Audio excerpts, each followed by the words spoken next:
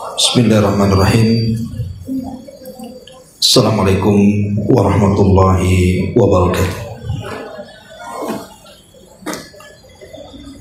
Alhamdulillah wassalatu wassalamu ala Rasulillah wa ala alihi wa sahbihi wa mawalah wa la hawla wa la quwwata illa billahi wa ba'du. Alhamdulillah, segala puja dan puji hanya milik Allah subhanahu wa ta'ala. Salawat dan juga salam kita hadiahkan kepada Rasul kita Nabi besar Muhammad sallallahu alaihi wa ala alihi wasallam. Kita lanjutkan kembali kajian kita, masih membahas Kitab Al-Janaiz dari Bulughul Maram. Kita masuk pada hadis pertama dalam bab Kitabul Janaiz ini. An Anasin radhiyallahu anhu qala qala Rasulullah sallallahu alaihi wasallam la yatamannayanna ahadukumul mauta lidhurrin yanzilu bihi fa in kana la budda mutamanniyan falyakul Allahumma ahyini ma kanatil hayatu khairan li wa tawaffani ma kanatil wafatu khairan li. Dari Anas ibn Malik radhiyallahu an, dia berkata, janganlah salah seorang di antara kalian berangan-angan untuk mati karena musibah yang menimpanya. Kalau memang harus berangan-angan untuk mati, hendaklah dia berdoa, ya Allah, hidupkanlah aku jika kehidupan ini baik untukku, dan wafatkan aku jika kematian itu baik bagiku. Dalam hadis yang lain yang semakna dari Abi Hurairah radhiyallahu anhu, Rasul mengatakan, la yatamanna ahadukumul mauta wa la yad'u bihi min qabli an ya'tiyahu. Janganlah salah seorang di antara kalian mengharap kematian, dan jangan pula berdoa meminta mati sebelum datang waktunya. Ma'asyiral muslimat yang dimuliakan Allah subhanahu wa ta'ala, hadis ini ada beberapa faedah yang bisa kita ambil. Apa saja faedah yang bisa kita ambil dari hadis ini?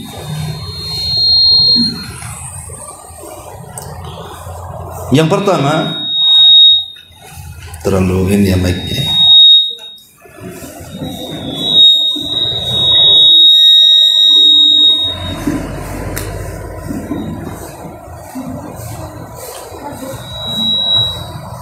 Yang pertama, Rasulullah sallallahu alaihi wasallam melarang seseorang berangan-angan untuk mati, baik dengan pikirannya ataupun dengan doanya. Tidak boleh seseorang itu berangan-angan dalam pikirannya, saya lebih baik mati dibandingkan hidup, ataupun dengan doanya secara langsung meminta kepada Allah subhanahu wa ta'ala agar segera diwafatkan.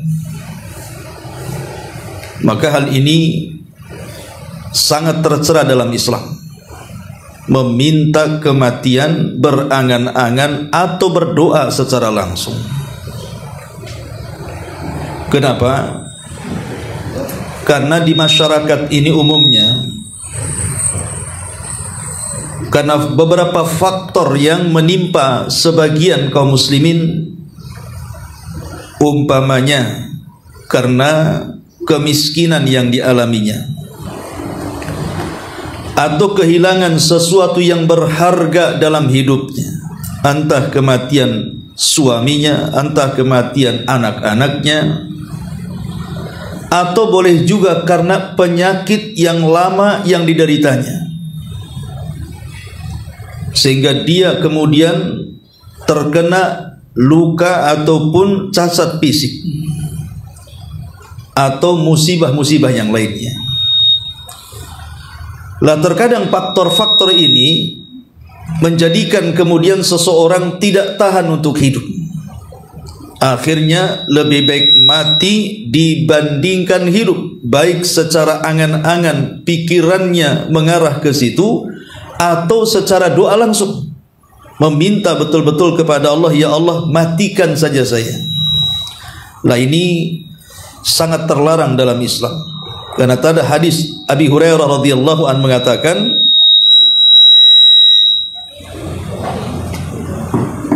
la yatamanna ahadukumul mauta wa la yad'u bihi min qabli an ya'tiyahu. Janganlah salah seorang di antara kalian mengharap kematian, dan janganlah berdoa meminta mati sebelum mati itu datang. Ini yang pertama. Tidak boleh berangan-angan agar mati, baik secara pikiran ataupun doa. Yang kedua, meminta kematian itu dilarang karena perbuatan itu menunjukkan keluh kesah terhadap musibah. Dengan kata lain, seolah-olah dia telah menentang takdir Allah subhanahu wa ta'ala. Karena kematian itu kan sesuatu yang sudah ditakdirkan Allah. Kalau Allah subhanahu wa ta'ala sudah menghendaki si fulan mati, maka tidak mungkin waktu itu dimajukan atau dimundurkan, pasti pas waktunya. Maka kewajiban seorang muslim adalah bersabar, bukan mengeluh dan mengesah, sehingga musibah yang dideritanya mengantarkan kepada angan-angan kepada kematiannya. Ini yang kedua, kewajiban seorang mukmin sabar, bukan mengeluh terhadap musibah alias menolak takdir. Kemudian yang ketiga, secara asal berdoa meminta kematian itu tidak mendatangkan maslahat sama sekali. Bahkan yang ada justru madarat. Kenapa? Karena meminta hilangnya nikmat kehidupan dan berbagai turunan yang bermanfaat setelahnya, dia minta diputuskan semuanya. Disebutkan dalam sebuah hadis, Rasul mengatakan, la yatamanna ahadukumul maut wa la yad'u bihi min qabli an ya'tiyahu, innahu idza mata ahadukum in qata amaluhu wa innahu la yazidul mu'min umrahu illa khairan. Kata Rasul, janganlah seseorang mengharapkan kematian, dan janganlah meminta sebelum datangnya kematian. Kenapa? Karena orang mati itu amalannya akan terputus, sedangkan umur seorang mukmin itu tidaklah bertambah kecuali menambah kebaikan. Kalau seandainya dia meminta kematian, seolah-olah meminta dipendekkan umurnya. Kalau betul-betul Allah kabulkan dipendekkan umurnya, berarti terputuslah untuk beramal dia. Sementara Rasul mengatakan, khairukum man tala umruhu wa hasuna amaluhu. Sebaik-baik kalian adalah yang dipanjangkan umurnya tapi baik amalannya. Makanya ketika Abbas, paman Nabi SAW sedang sakit parah, dia tidak tahan dengan sakitnya. Karena boleh jadi mungkin dianya sendiri tersiksa dan orang-orang yang merawatnya juga ikut tersiksa. Jadi dia menghendaki kematian. Maka Nabi SAW ketika itulah melarang, janganlah salah seorang di antara kalian berangan-angan untuk mati. Karena kalau dia orang jahat, Allah sembuhkan, berarti ada kesempatan bertobat. Tapi kalau dia orang baik, kemudian Allah sembuhkan, maka ada kesempatan menambah amalannya. Maka di sini larangan berangan-angan dari kematian itu sama saja menghilangkan, meminta hilangnya nikmat yang Allah anugerahkan kepadanya. Ini yang ketiga. Yang keempat, sebagian para ulama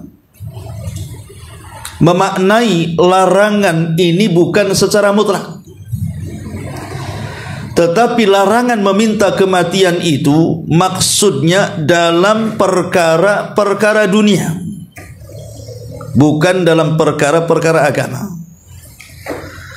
Kalau perkara agama, umpamanya seseorang takut terfitnah agamanya, hidup di lingkungan orang-orang jahat, bisa saja kemudian dia keluar dari agamanya karena tekanan-tekanan atau paksaan-paksaan.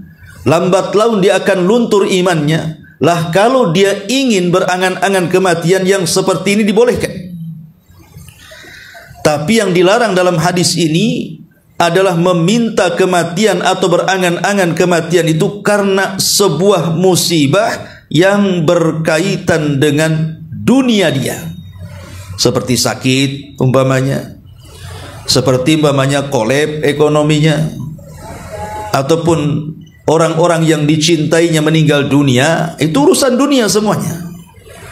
Maka urusan dunia tidak boleh seseorang itu berangan-angan, karena masalah itu bukan untuk dikaburi, tapi dihadapi.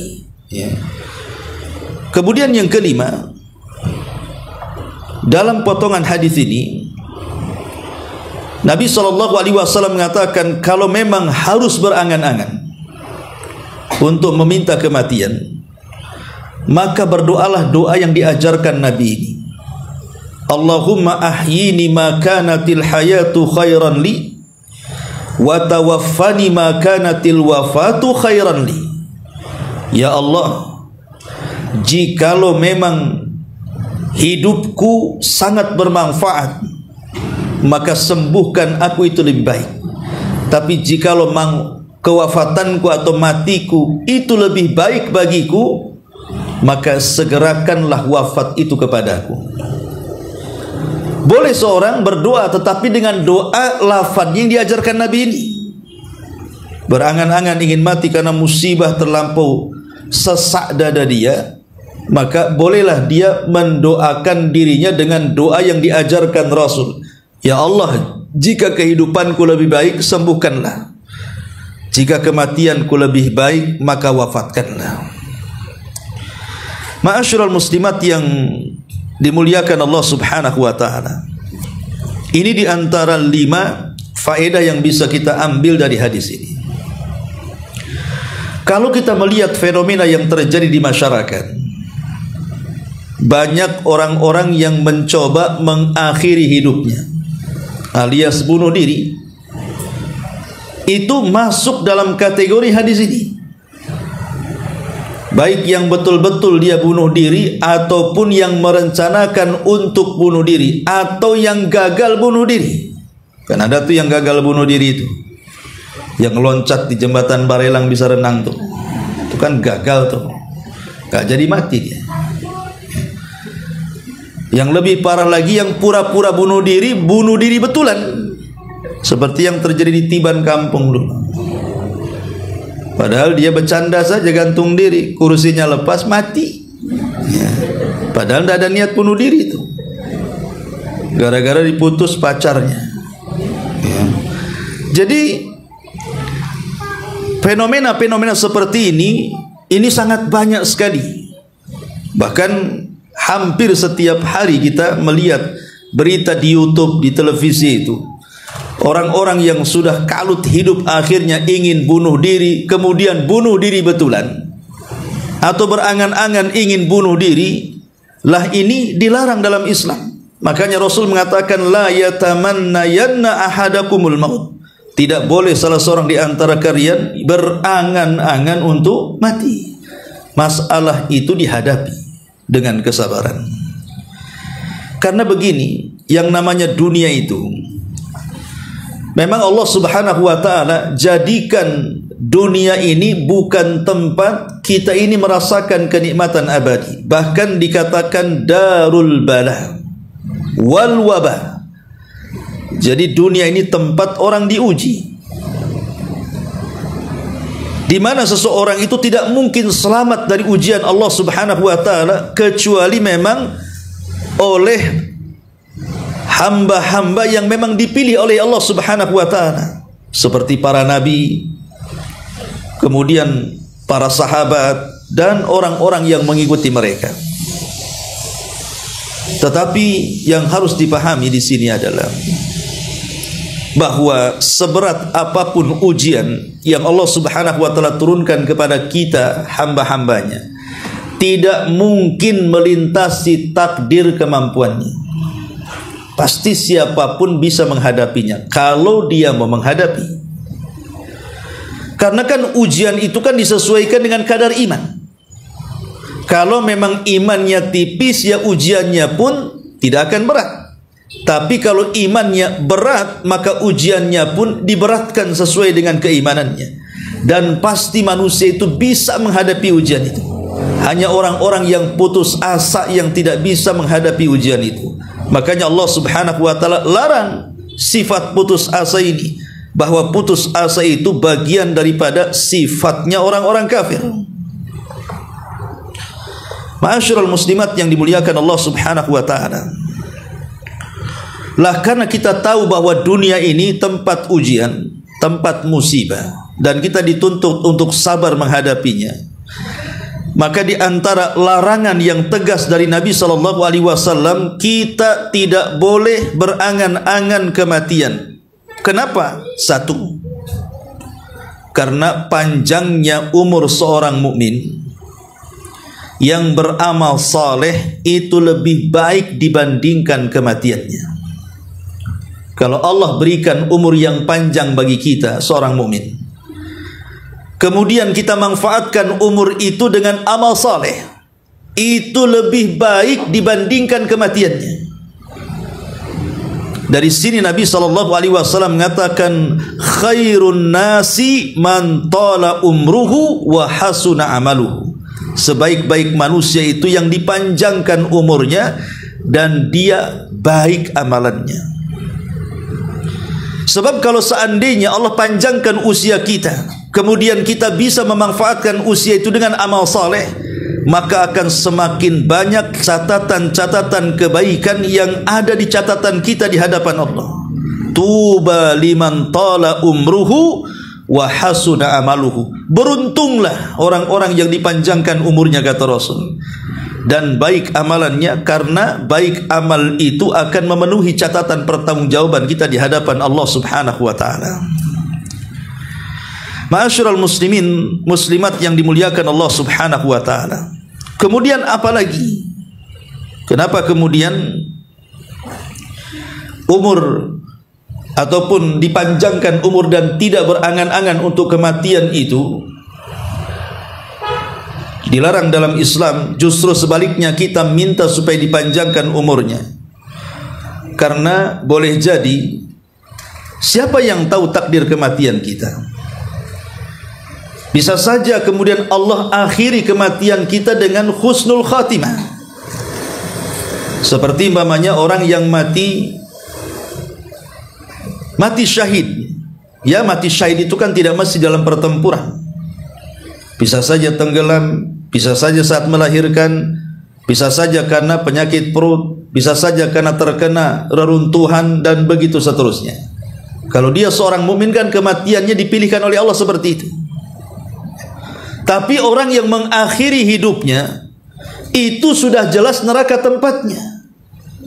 Bahkan saat dibangkitkan kelak di padang mahsyar saja, dia dibangkitkan sesuai dengan bagaimana kondisi saat kematiannya. Kalau saat kematiannya dia minum racun, maka saat dibangkitkan dia sedang minum racun. Kalau saat kematian dia gantung diri, maka saat dibangkitkan dia sedang gantung diri. Kalau saat kematian dia menusukkan sebuah senjata ke badannya, maka begitu juga saat kebangkitannya. Ma'asyiral muslimat yang dimuliakan Allah Subhanahu wa taala, maka dari sini tidak boleh seseorang itu berangan-angan untuk mati. Tetapi apakah kemudian secara mutlak tidak boleh berangan-angan untuk kematian? Tadi saya sudah katakan di muqaddimah, ada beberapa kondisi orang itu boleh berangan-angan akan kematiannya. Pertama, kapan seseorang boleh kemudian berangan-angan untuk kematiannya? Ketika seseorang sedang berada di medan pertempuran, dia ingin mati syahid, maka ini angan-angan mulia.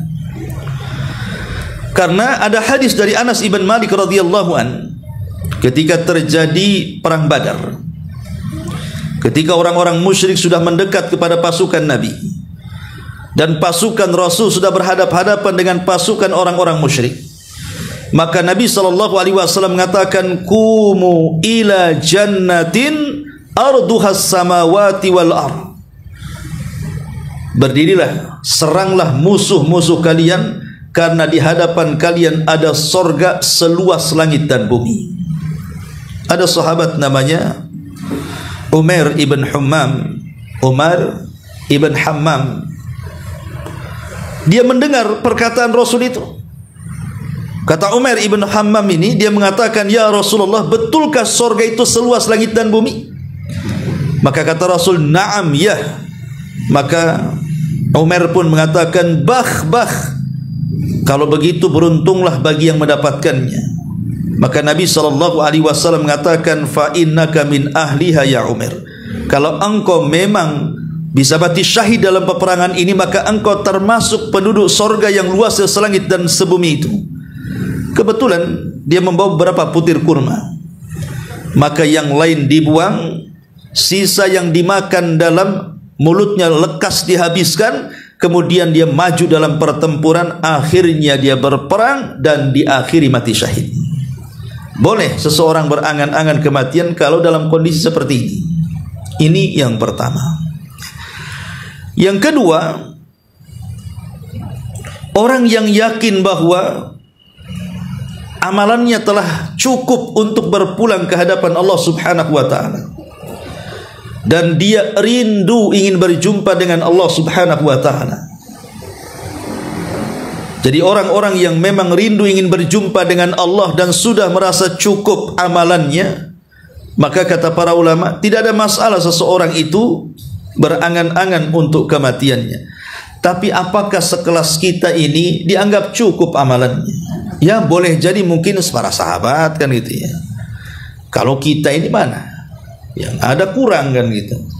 Artinya orang-orang yang rindu ingin berjumpa dengan Allah dan dia telah banyak melakukan amal saleh, maka dibolehkan seseorang itu berangan-angan untuk mati karena kecintaan dia ingin berjumpa dengan Allah, bukan karena lari dari musibah. Dia ingin berjumpa dengan Allah Subhanahu wa taala, sebagaimana hadis Aisyah Ummul Mukminin radhiyallahu anha, man ahabba liqa Allah ahabballahu liqa'ah, wa man kariha liqa Allah karihallahu liqa'ah. Siapa yang cinta berjumpa dengan Allah, Allah cinta berjumpa dengan dia. Siapa yang benci berjumpa dengan Allah, Allah pun murka berjumpa dengan dia. Sebagian ulama mengatakan, apa maksudnya hadis ini? Maksudnya hadis ini, kalau selama hidupnya orang ini memang menginvestasikan seluruh waktunya, seluruh hartanya, bahkan jiwanya untuk kehidupan akhiratnya, maka saat kematiannya dia ingin berjumpa dengan Allah.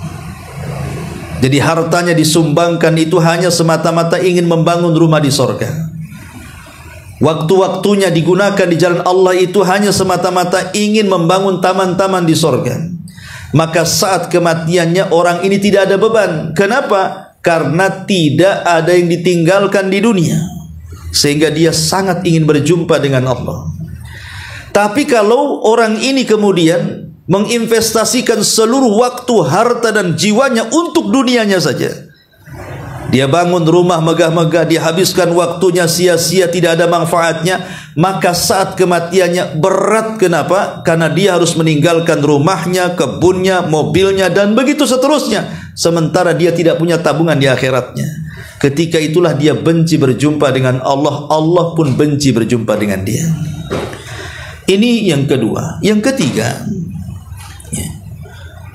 bahwa seseorang itu boleh berangan-angan dengan kematiannya inda khaufil fitnati au dharari fid dini, ketika dia takut terhadap fitnah dan ada madarat-madarat yang akan merusak agamanya. Disebutkan dalam sebuah riwayat dari Ubaidillah ibn Abdullah ibn Mas'ud radhiyallahu an, qala, dia mengatakan, marra Sulaiman ibnu Dirad bi ummi. Kata Ubaidillah ibn Abdullah ibn Mas'ud, dia mengatakan, telah lewat Sulaiman ibn Dirad bi ummi, dengan ibuku. Fatalaba ma'an liyatawadda bihi, dia pun meminta air untuk berwudu. Fa'atathu al-jariyatu bima'in, maka datanglah budak perempuan membawakan air wudu. Famarru birajulin majludin, tiba-tiba ada orang yang lewat yang sedang diarak dan dicambuki. Yaqul, orang yang dicambuki ini terus berteriak-teriak, ana wallahi madhlum, ana wallahi madhlum, demi Allah aku ini korban kezaliman. Kenapa kalian cambuk aku? Faqala, maka kata Sulaiman ibn Dirad, dia mengatakan, ana wal ya hadhihi limisli hadza kana zaujatuk, yakni Abdullah ibn Mas'ud, yatamannal mauta. Wahai fulan, seperti inilah suamimu, maksudnya Abdullah ibn Mas'ud, bercita-cita ingin mati karena dia dizalimi dalam agamanya. Jadi kalau seandainya seseorang merasa difitnah, merasa dizalimi dalam agamanya, terancam agamanya, akan rusak agamanya, akan jauh dari agamanya, maka tidak mengapa seseorang berkeinginan untuk mati supaya terjaga akidah dan ibadahnya. Ini dibolehkan, ya. Makanya ketika Atha As-Sulami, dia berangan-angan untuk mati, kemudian dia mengatakan, innama yuridul hayata man yazdad khairan, fa amma man yazdad syarran fama yasna bil hayati. Sesungguhnya aku menghendaki kehidupan di mana kehidupan itu penuh dengan kebaikan. Kalau kehidupan ini tidak menambah kecuali keburukan, maka kematian lebih baik daripada kehidupan. Dia mengatakan seperti itu. Jadi sesungguhnya dia itu ingin mendapatkan kehidupan yang penuh dengan kebaikan. Tapi kalau seandainya kehidupan yang ia jalani penuh dengan kejahatan, maka lebih baik mati dibandingkan diteruskan. Dari sini boleh seseorang berangan-angan kematian karena sebuah fitnah atau sesuatu yang bisa memadaratkan agamanya. Ini juga diantara pengecualian seseorang itu boleh berangan-angan, ya, untuk mati karena 3 sebab yang disebutkan di sini. Pertama, apa tadi? Iyalah, begitulah. Nanti tanya jawab saja. Ma'asyiral muslimat yang dimuliakan Allah Subhanahu wa taala. Adapun orang yang bersegera bercita-cita untuk mati, karena sebuah musibah yang sudah saya jelaskan di awal, karena tidak tahan hidup dalam kondisi menderita karena sakit, karena kemiskinan, karena kerinduan kepada orang-orang yang telah dahulu mendahului dia dengan kematian, dan begitu seterusnya. Maka itulah yang dilarang, tidak diperbolehkan, karena dia sudah menolak takdirnya, dia sudah memutuskan amalannya. Maka yang seperti ini tidak boleh, karena dia merasa dia sudah cukup, padahal dia tidak cukup. Dia sangka kematian itu sesuatu yang mudah bagi dia.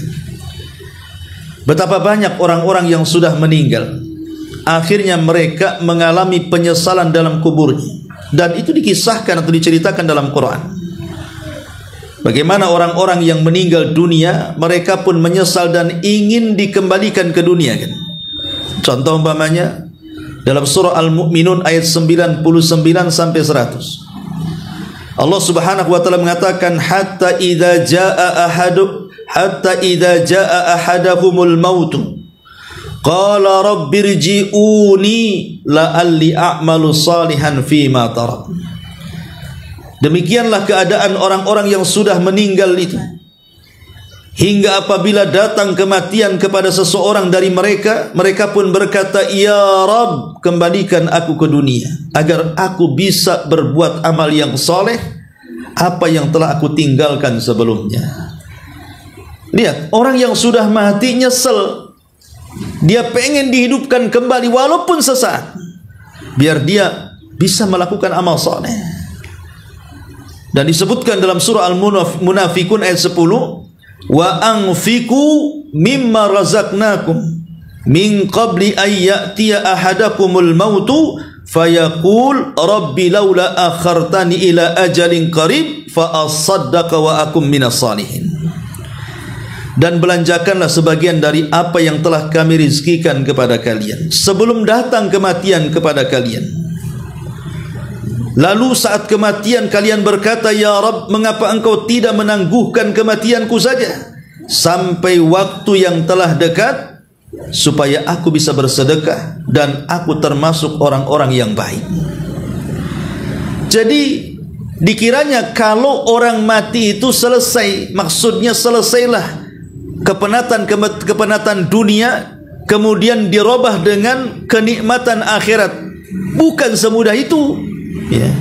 Ya, kalau seandainya yang mati itu seorang yang beriman, penuh dengan amal soleh, boleh jadi ya kematian itu bagi dia adalah menyelesaikan kepenatan dunia, beralih kepada kesenangan kuburan.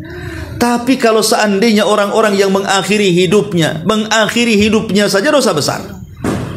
Karena Allah yang mengatakan wala taqtulu anfusakum, jangan kalian membunuh diri kalian. Tidak boleh kita ini membunuh diri kita, jiwa-jiwa kita dibunuh, karena jiwa dan raga kita itu bukan milik kita, milik Allah Subhanahu wa taala. Jangankan menghilangkan nyawa, menghilangkan satu ruas jari saja haram kalau tanpa sebab, kecuali karena ada sebab amputasi karena penyakit. Ini tidak ada sebab, tiba-tiba ibu main potong aja itu satu ruas jari. Jari ini bukan milik kita, milik Allah. Apalagi sampai menghilangkan jiwanya, maka ini sebuah kezaliman. Nah, dari sini maka orang-orang yang kemudian memilih kematian daripada hidup karena sebuah kepenatan dunia, itu bukan menyelesaikan sebuah masalah. Boleh jadi setelah kematian yang ada penyesalan yang tidak ada guna. Kenapa? Karena untuk kembali hidup itu nggak mungkin dan mustahil. Mana dia akan balik lagi ke dunia? Yang ada hanya penyesalan demi penyesalan. Makanya coba fikirkan ibu yang mau bunuh diri ini, mikir, jangan bunuh diri, ya. Karena masalahnya tidak selesai dengan bunuh diri, kan banyak cara yang lain, ya. Ma'asyiral muslimat yang dimuliakan Allah Subhanahu wa taala, inilah yang terkadang manusia tidak terpikir akan hal itu. Ma'asyiral muslimat yang dimuliakan Allah Subhanahu wa taala, al-mautu wal ibrah. Sebenarnya kematian itu kan sebuah ibrah sebenarnya. Kalau orang-orang yang bunuh diri itu mereka melihat kepada orang yang bunuh diri lainnya, ya, tentu sebenarnya ada ibrah di balik itu. Kalau dia mau melihat, tapi kadang-kadang hawa nafsu sudah menguasai dia, setan pula sudah membisikkannya, mati saja supaya kau istirahat, kata setan itu. Ya sudah, akhirnya itulah jalan pintas bagi dia. Padahal banyak loh ibrah dari kematian itu. Satu hari Umar bin Abdul Aziz rahimahullahu ta'ala, dia mengatakan, "Idza ghafala qalbi an dzikril mauti sa'atan fasad." Apabila hatiku sampai lalai dari mengingat kematian, 1 jam saja itu sudah bisa rusak. Kenapa demikian? Karena biasanya orang yang jauh dari kematian itu, atau orang yang memikirkan kematian itu, akan dimuliakan dengan 3 perkara. Pertama, ta'jilu taubati, dia segera bertobat. Yang kedua, qana'atul qalbi, hatinya merasa kaya. Dan yang ketiga, nasyatul ibadati, ibadahnya makin rajin. Jadi harusnya kita ini memikirkan kematian, bukan memikirkan bagaimana cara mati, gitu maksudnya. Karena kalau memikirkan supaya bagaimana caranya aku mati, maksudnya karena ingin melepaskan sebuah kepenatan dunia karena musibah yang bertubi-tubi yang ia hadapi, itu salah, tidak boleh. Tapi kalau mengingat kematian itu boleh, bahkan dianjurkan. Karena mengingat kematian itu Allah akan muliakan dengan 3 perkara tadi. Secara otomatis kalau ingat mati pasti segera tobat. Kalau ingat mati hatinya makin kaya. Karena orang kaya kalau diingatkan kematian akan sempit, orang miskin kalau diingatkan dengan kematian akan luas. Apa maknanya? Orang kaya kalau diingatkan kematian akan sempit, berarti ada rem untuk tidak memperkaya sehingga melupakan dirinya dengan Allah, menyempitkan hatinya. Tapi kalau orang miskin justru lapang dengan keingat kematian, nggak apa-apa aku di dunia miskin, toh di sana ada sorga. Yang parah itu sudah miskin nggak ingat mati, nah, itu payah itu. Ya. Jadi kemudian juga nasyatul ibadah, pasti secara otomatis orang ingat mati itu pasti akan ibadahnya akan lancar, ibadahnya akan semangat. Karena dia tahu dia akan mati. Jadi yang diperintahkan itu mengingat kematian, bukan berangan-angan ingin mati. Ingat kematian. Karena disebutkan dalam sebuah hadis yang dikeluarkan Imam Tabrani, Nabi mengatakan, "Kafa bil mauti wa'idan wa kafa bil yakini ghinan." Cukuplah kematian itu sebuah pelajaran, dan cukuplah sebuah keyakinan itu adalah kekayaan dalam hatinya. Fudail ibn Iyad mengatakan, "Kafa billahi muhibban, wa bil qur'ani mu'nisan, wa bil mauti wa'idan, wa kafa bi khasyatillahi ilman, wal ightirar billahi jahlan." Cukuplah dengan Allah kita menanamkan kecintaan. Cukuplah dengan Al-Quran kita jadikan teman. Cukuplah dengan kematian kita jadikan ibrah dan pelajaran. Cukuplah rasa takut kepada Allah dijadikan pengetahuan, dan tertipu dengan dunia itu sebuah kejahilan.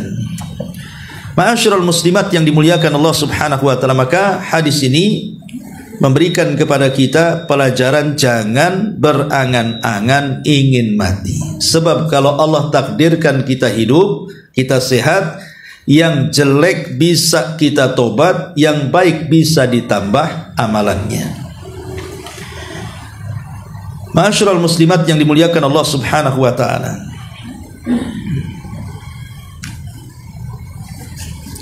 ada sebuah hadis dari Mu'adz bin Jabal dan Ibnu Abbas radhiyallahu anhuma, Nabi mengatakan, "Wa idza aradta bi ibadika fitnah faqbidni ilaika ghaira maftunin."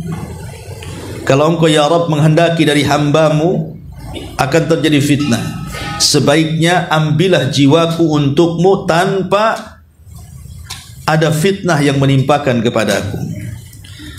Jadi Nabi SAW di dalam hadis ini boleh, tapi hadis yang awal tidak boleh. Hadis yang awal bicara soal berangan-angan ingin kematian karena masalah urusan dunia. Adapun hadis ini yang isi daripada doa Rasul dalam Musnad Imam Ahmad, justru boleh kita meminta kematian karena fitnah dalam agama. Karena dulu para sahabat Nabi SAW banyak yang menghendaki kematian saat terjadi banyaknya fitnah yang menimpa mereka. Seperti Abu Hurairah, Anas ibn Malik, dan banyak para sahabat menghendaki adanya kematian karena tadi fitnah yang tidak tahan kalau seandainya mereka masuk ke dalam fitnah dan tidak bisa keluar. Dan itu disebutkan dalam beberapa kisah. Contoh umpamanya kisahnya Imam Bukhari. Kita tahu bahwa Imam Bukhari itu kematiannya itu karena sakit hati. Ya. Difitnah oleh gurunya Yahya Ad-Duhli. Sehingga ketika gurunya memfitnah Imam Bukhari ini, seolah-olah dunia sempit bagi dia. Sehingga tidak ada orang yang belajar kepada dia. Dan dia difitnah seolah-olah Imam Bukhari mengatakan Al-Quran itu makhluk. Padahal Imam Bukhari itu ingin meluruskan, memerinci bahwa yang dikatakan Al-Quran makhluk itu bukan lafadznya, tapi suara manusia yang membaca Quran. Tapi kemudian Yahya Az-Zuhli menuduh Imam Bukhari mengatakan Al-Quran makhluk, dan itu akidahnya Mu'tazilah. Sehingga yang membuat fitnah dia orang sesat. Sehingga banyak orang yang mentahdir dia. Akhirnya sempit dadanya, sakit hatinya, dia pun safar ke Samarkand. Di tengah jalan dia mengarang sebuah buku untuk membantah gurunya Yahya Az-Zuhli itu, Khalqu Af'alil Ibad, dan dia pun meninggal di Samarkand. Meninggal karena dunia sempit bagi dia, ya kan, difitnah. Ya, makanya terkadang orang yang memfitnah itu hakikatnya membunuh orang pelan-pelan itu sebenarnya. Orang yang suka menyakiti orang dengan cara fitnahan dengan lisannya setajam silet cutter itu kan membunuh orang itu. Coba bayangkan orang yang tadinya sehat tiba-tiba kemudian sakit hatinya. Orang sakit hati itu tidur tak nyenyak, makan tak enak, akhirnya gula darah naik, kolesterol naik, dan itu badan tak naik, susut, macam-macam penyakit, akhirnya mati. Siapa yang membunuhnya coba? Yang membunuh yang fitnah itu. Makanya kemudian mereka akan dikisah nanti pada hari kiamat, orang-orang yang seperti ini. Kemudian juga contoh doanya Nabi Musa alaihi salatu wassalam saat Musa mendekati negeri Baitul Maqdis.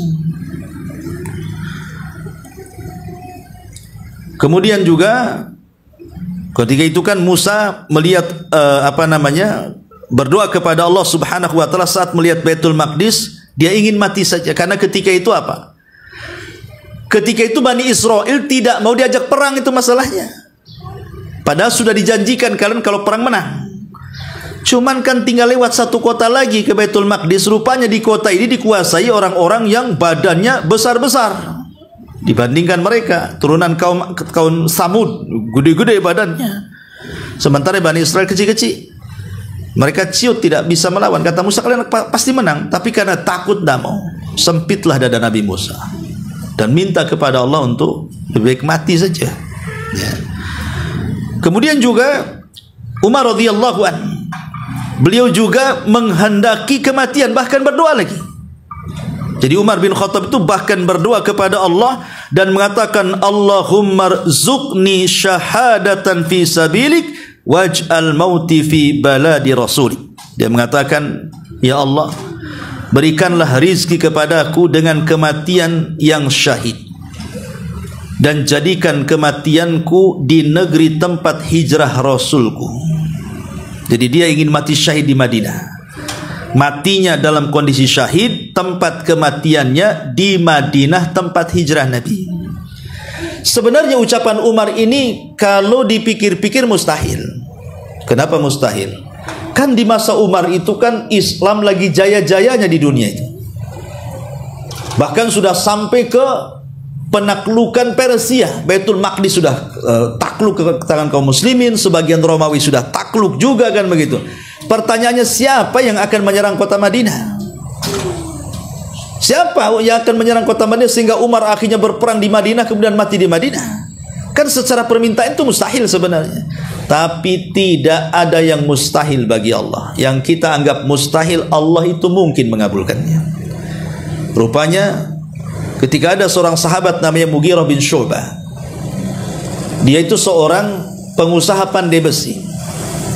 Ketika dia berperang bersama kaum muslimin di Persia, menaklukkan Persia, dia melihat ada seorang budak pengrajin senjata dan hasilnya baik. Akhirnya kemudian dia tawarkan, bagaimana kalau kau bekerja kepadaku membuat senjata di kota Madinah. Akhirnya kemudian dengan rayuan dan bayaran sekian dan sekian, maulah seorang budak Persia ini mengikuti Mughirah bin Syu'bah. Masalahnya Madinah ketika itu kan terlarang, tidak boleh ada orang kafir. Rasul aja mengusir orang Yahudi dari Madinah, Mughirah pula mau masukkan orang Persia ke Madinah. Makanya dia minta izin kepada Umar. Umar tidak kasih, nggak boleh. Madinah tidak boleh ada orang kafir masuk. Tapi karena Mughirah itu terus memelas kepada Umar, dan Mughirah juga tahu kedudukannya sahabat senior, teman Nabi SAW dari sahabat-sahabat Nabi yang lainnya, akhirnya memberikan rukhsah. Dibolehkanlah Mughirah membawa budak Persia ini masuk ke kota Madinah. Dan dia pun mulai bekerja sehingga terkenal hasil pekerjaannya bagus-bagus. Pedangnya bagus, panahnya bagus. Sehingga Umar penasaran. Dia ingin berjumpa dengan budaknya Mughirah itu.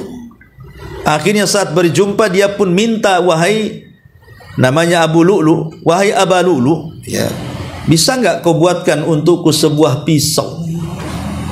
Pisau yang tajam katanya. Maka Aba Lu'lu tiba-tiba mengatakan, bisa wahai Amirul Mukminin, akan kubuatkan satu pisau untukmu yang akan dikenal pisau itu dari ujung barat dan timur katanya. Umar tidak paham ucapan Mughirah. Maksudnya pisau itu kubuat untuk membunuhmu, gitu maksudnya. Rupanya Abu Lu'lu itu memang sudah ada dendam kepada Umar karena menaklukkan Persia. Makanya dia mau saja dibawa oleh Mughirah karena dia ingin membunuh Umar. Lah Umar tidak paham bahasa itu. Ya Umar senang saja, dan Umar pun tidak akan nyangka kalau dia yang akan membunuhnya. Namanya di Persia, di Madinah tidak ada orang kafir kecuali dia saja. Lah saat Umar kemudian sedang sholat subuh, rupanya Abu Lu'lu ini sudah membuatkan pisau yang tajam selama 7 hari dilumuri racun. Kemudian pura-pura sholat subuh. Namanya masjid di zaman itu tidak seterang masjid sekarang, gelap, dan tidak ada yang curiga orang masuk. Dia menutup wajahnya pakai jubah masuk. Siapa yang tahu kalau dia Abu Lu'lu? Ketika Umar mendapatkan 1 rakaat dan hendak ke rakaat kedua itulah dia keluarkan pisau karena dia sholat persis di belakangnya. Kemudian ditusuk berapa kali tusukan. Umar pun akhirnya kesakitan, dikiranya ada anjing, karena kan anjing di zaman itu biasa keluar masuk Masjid Nabawi, karena kan Masjid Nabawi kan tidak dihalangi. Ya, anjing keluar masuk biasa. Sampai Umar mengatakan, akalatni kalbun, oh anjing sudah menggigitku, anjing telah menggigitku. Padahal bukan anjing, itu tusukannya Abu Lu'lu tuh, karena ada bisanya di situ, ada racunnya. Tapi Umar tetap melaksanakan salatnya karena darah banyak keluar, tak tahan dia tumbang. Belum selesai salatnya tumbang. Abu Lu'lu dia mau kabur, masalahnya kan dia di saf pertama dan masjid itu penuh dengan para sahabat. Terpaksalah dia sabet sana sabet sini, 7 sahabat tumbang mati di tempat. Kemudian dia lari ke pintu, rupanya Abdurrahman ibn Auf langsung cekatan mengambil tali sorban, kemudian diikatkan di lehernya. Tahu dia tidak akan mampu, dia pun menusukkan ke dadanya, bunuh diri. Abu Lu'lu akhirnya mati. Umar pun dibawa pulang, kemudian sholat digantikan Abdurrahman ibn Auf dengan pendek. Setelah itu Umar dibawa ke rumahnya, didatangkan tabib, setiap dimasukkan obat keluar dari bekas lukanya. Kata tabib, ini nggak mungkin diselamatkan. Maka Umar ketika mendengar bahwa dia tidak bisa diselamatkan, dia memanggil putranya Ibnu Umar. dan mengatakan, wahai Ibnu Umar, man qatalani, sebenarnya siapa yang membunuhku, katanya. Maka Ibnu Umar mengatakan, Abu Lu'lu, Abu Lu'lu, dia mengatakan Abu Lu'lu. Kata Umar, apakah itu budaknya Mughirah? Kata Ibnu Umar, iya wahai abi, itu budaknya Mughirah. Tiba-tiba Umar mengatakan, alhamdulillah, katanya, alladzi qatalani rajulun lam yasjud lillahi walau sajdah. Rupanya orang yang membunuhku orang yang tidak pernah sujud walaupun satu kali. Dengan begitu Umar mati syahid, karena yang bunuh orang kafir. Lihat, terkadang doa itu bukan sesuatu yang mustahil bagi Allah. Padahal bagi kita mustahil, mana ada Madinah diserang musuh. Rupanya Allah mengirim Mughirah dengan membawa budak Persia Abu Lu'lu al-Majusi itu untuk membunuh Umar. Dengan cara itu Allah mengabulkan doanya Umar dan meninggal di masjid Nabi lagi, persis seperti permintaannya, ya. Kembali bahwa dari sini lihat bagaimana Umar juga bercita-cita ingin mati, tetapi dengan syahid, ya, ingin mati syahid, berangan-angan ingin mati syahid, dan itu dibolehkan, ya, dalam Islam dibolehkan. Wallahu a'lam. Yang ini di antara keterangan hadis ini, satu hadis ini aja. Tapi sebelum saya tutup, kalau ada yang mau bertanya silahkan.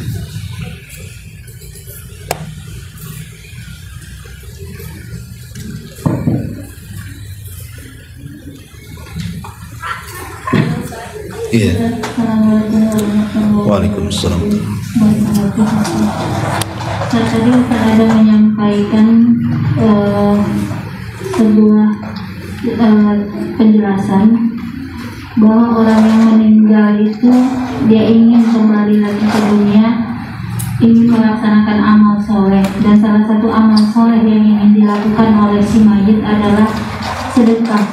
Kenapa dipilih sedekah Ustaz daripada amal yang lain seperti sholat, puasa, haji, umroh, atau mati di medan perang, Ustaz? Iya. Bismillahirrahmanirrahim.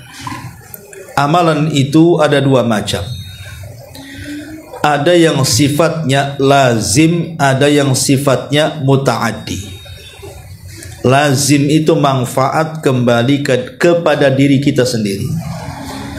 Kalau muta'addi itu amalan yang sifatnya manfaatnya bukan untuk kita saja, orang lain pun mencicipi manfaatnya. Kalau sholat, kembali ke kita manfaatnya. Haji, umroh, kembali ke kita manfaatnya. Baca Quran juga kembali ke kita manfaatnya.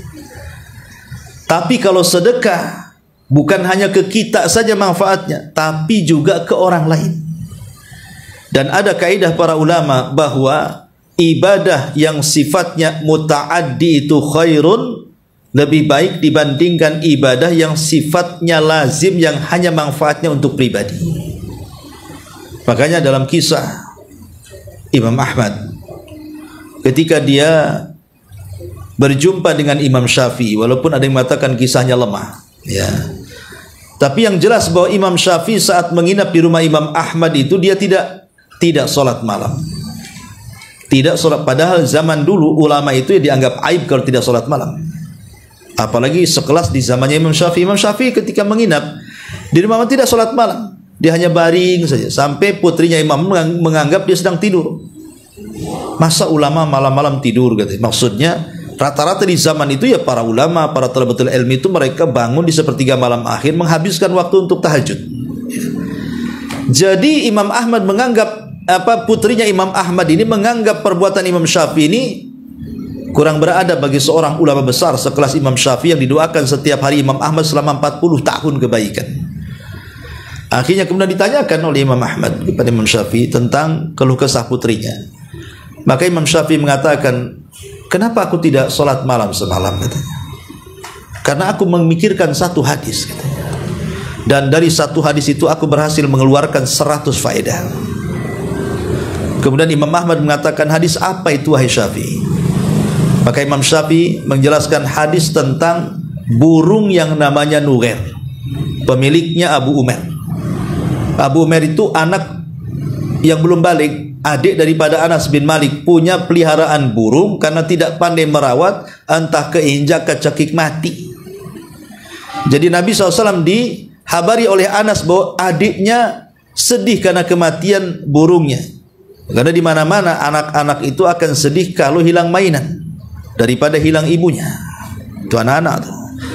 Jadi Anas bin Malik melihat adiknya terus menangis karena mainannya burungnya si Nugair itu mati. Maka Anas ingin menghibur dengan cara memberitahu Nabi dan beritahu, ya Rasulullah, adikku menangis karena meninggal burung kesukaan dia, mainannya si Nugair itu. Maka Rasul pun kemudian bertakziah ke rumah Anas, kemudian memanggil adiknya namanya si Abu Umair itu. Kemudian dikatakan, ya Aba Umair, ma fa'alan Nugair. Wahai Aba Umair, apa yang dilakukan burungmu? Mana dia? Pura-pura Rasul. Kata si Abu Umair, mata ya Rasul, mati Rasul. Itu anak-anak. Ya. Jadi Rasul membuat dia tertawa gitu. Jadi tidak masalah kita bertakziah kepada tetangga karena kematian kucing. Ya. Ada kucing tetangga mati, datang takziah, menghibur, siapa tahu kucingnya pula kucing kesayangan dia. Kalau kucing kampung siapa yang punya, ya biarin aja dia mati. Artinya sampai kepada takziah kepada burung yang mati saja karena itu yang mempunyai anak kecil karena sedih kematiannya, Rasul datanglah. Dari hadis ini Imam Bukhari berhasil mengeluarkan 100 faedah. Salah satunya hukum bolehnya memelihara peliharaan dan memberi nama peliharaan. Boleh.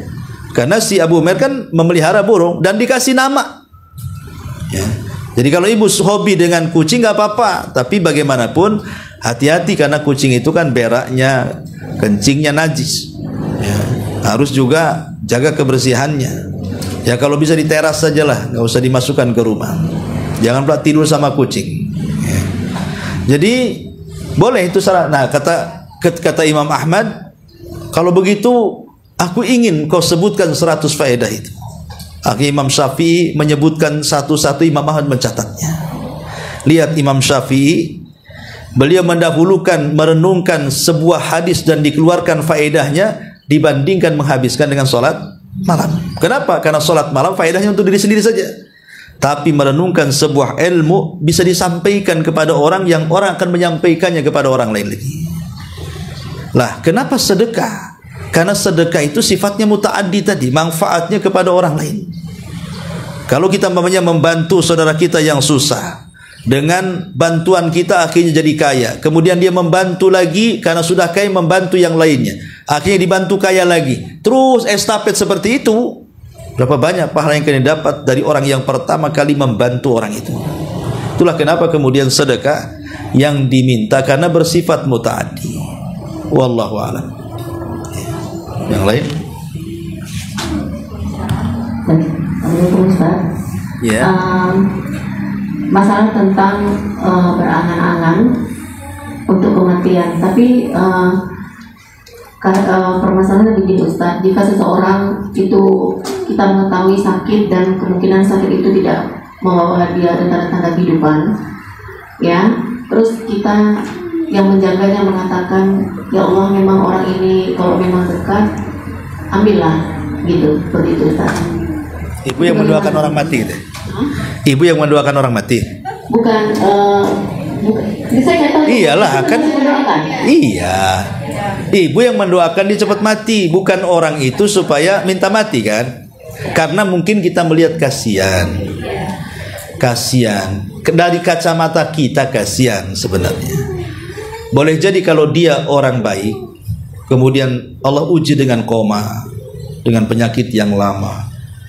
Boleh jadi bagi dia itu nikmat. Karena apa? Boleh jadi kenapa dia tidak segera dimatikan? Dosanya belum habis.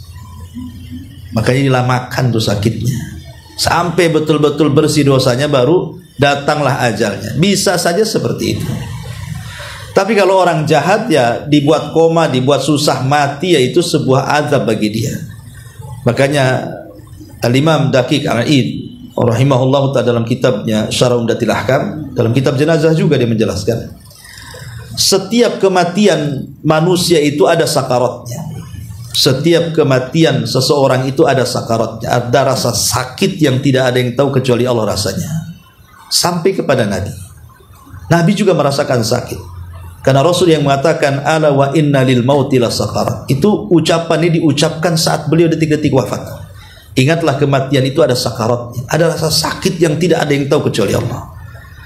Lah kata beliau Al-Imam Ibnu Daqiq Al-Id, dia mengatakan, adapun rasa sakit yang diderita seorang yang beriman, boleh jadi itu menggugurkan dosa terakhir yang melekat di badannya, sehingga ketika dia mati tidak ada dosa lagi di badannya.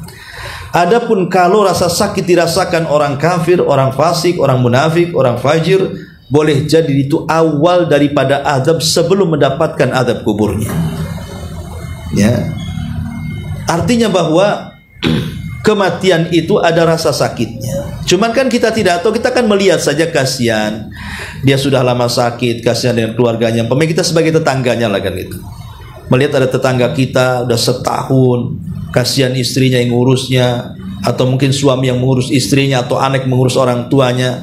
Akhirnya kita berpikir, cobalah kalau memang sudah dekat, ya Allah ambil aja dia. Saya nggak tahan tengok dia ngoroknya udah kayak gergaji, krak-krok kan gitu ya. Biasa kan gitu orang di rumah sakit tuh kan, suaranya kan orang kayak orang gergaji tuh. Saya berapa kali datang ke ruang ICU tuh, melihat ada orang yang seperti itu. Ya memang rata-rata tidak lama sih, 2-3 hari itu meninggal, jarang selamat sih.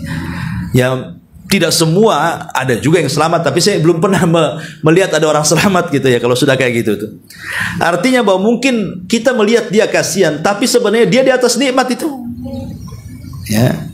Jadi relatif pandangan kita kepada orang itu. Ya tidak masalah sih kalau kita mengucapkan kalimat itu, tapi bukan karena tendensi yang lainnya.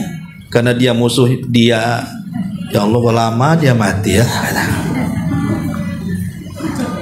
Tiap hari dia berdoa, ya Allah kapan dia mati? Kok nggak dapat SMS innalillahi? Jadi itu ya nggak boleh itu doakan orang mati. Karena hasad, karena hasud di hati, dengki, itu tak boleh. Ya kita kan kalau maksudnya mengeluarkan kalimat itu karena kasihan saja, memang betul-betul ya kita sayang dengan keluarganya, kasihan juga dengan dia, mungkin dia miskin, entah berapalah duit yang dia keluarkan di rumah sakit, sementara juga tak kunjung-kunjung sembuh dan begitu seterusnya, mungkin bolehlah. Hanya sekedar ya bukan mendoakan kematian, hanya luapan kasihan kita kepada saudara kita dalam bentuk cinta. Ya jangan satu kalimat itu saja doanya, ya Allah kalau memang sudah dekat ajalkan aja dia. Jangan sampai di situ saja, tapi ada kalimat yang lain seperti hadis tadi. Kalau memang ya Allah kau takdirkan dia sembuhkanlah kasihan. Nah gitu maksudnya. Jadi ada dua alternatif di situ. Kan nggak apa-apa dengan doa yang tadi, cuman kan pelakunya bukan pelakunya tapi orang yang melihatnya kan gitu, karena kasihan. Ya kita katakan karena sudah susah dia menghadapi nazar, sakarat dan begitu seterusnya, ya kita katakan ya Allah kalau memang engkau mau ya udahlah, kasihan saya, cepatlah diambil. Tapi kalau engkau sayang dengan dia, sembuhkanlah dia gitu. Jadi ada alternatif antara mati dan hidup berdasarkan hadis Nabi SAW. Kalau memang harus berdoa, maka berdoalah dengan cara seperti itu. Wallahu a'lam.